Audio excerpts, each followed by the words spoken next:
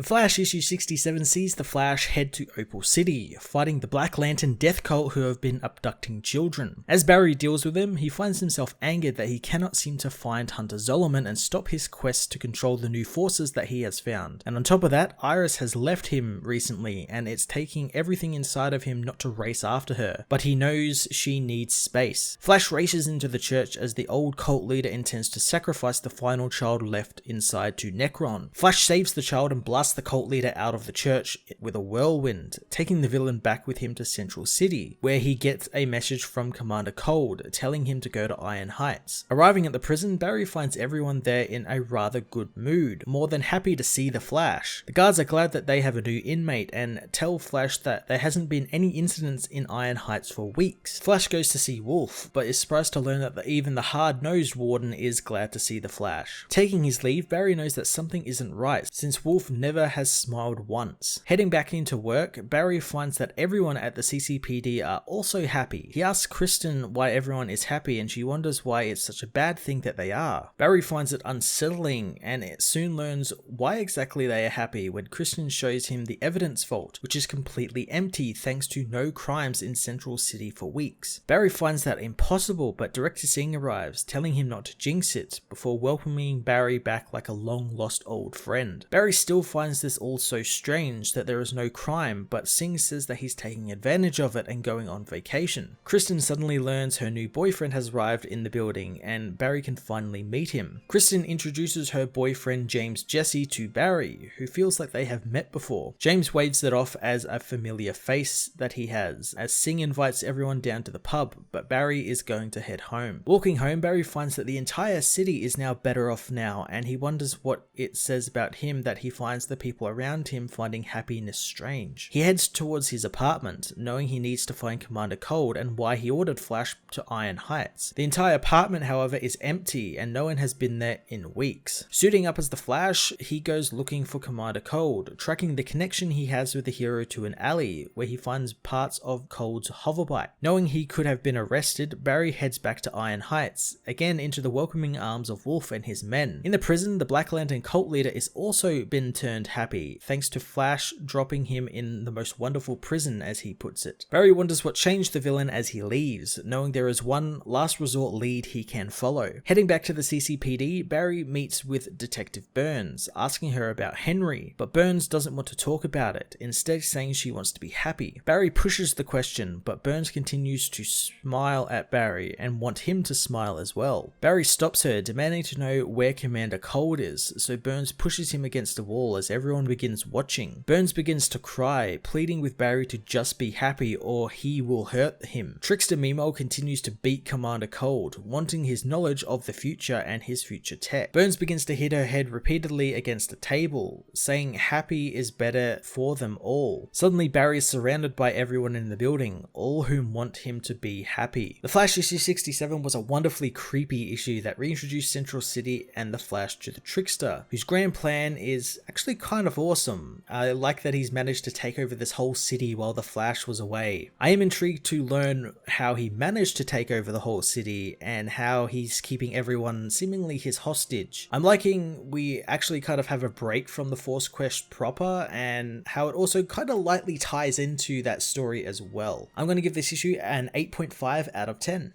Hey everyone, thanks for watching my newest video. If you enjoyed it, you might also like to check out my other reviews here on my channel. You can also follow me on various social media platforms like Twitter by searching Matt_FOS, or even join the Comic Multiverse Discord server and chat with other comic book fans, including myself and Joel from Cape Joel. Want cheap comics and trades? Head over to the book depository with the link in the description to get the cheapest trades and comics around, along with free shipping anywhere in the world. Until next time, this has been Matt of the Fortress of Solitude. Thank you so much for watching.